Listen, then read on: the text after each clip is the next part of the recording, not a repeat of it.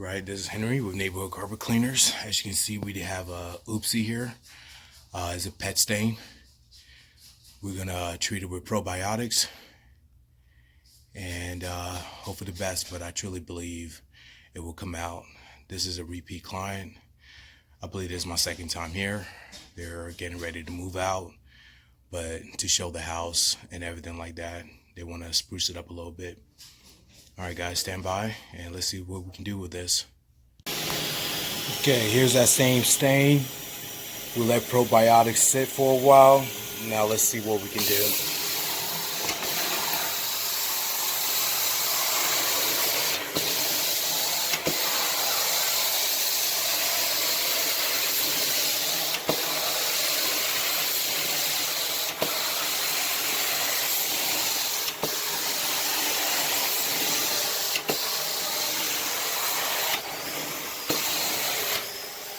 Alright, ladies and gentlemen, there goes the power of probiotics. Stain is gone, odor is gone. I think the client's going to be happy.